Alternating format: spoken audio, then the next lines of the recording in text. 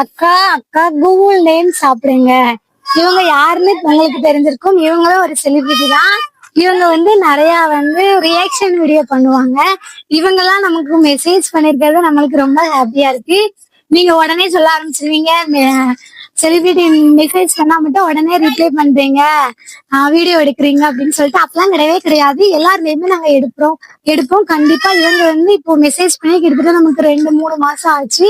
ஆனா இப்பதான் நாங்க போடுறோம். யாருக்கிட்டே ஒரு வீடியோல சொன்ன மாதிரி இடையில செலிபிரிட்டி அவங்க மெசேஜ் பண்றத போடுவோம். மத்தபடி ஃபேன்ஸ் ஆகிய நீங்க அனுப்புற மெசேஜ் தான் நாங்க போடுவோம்.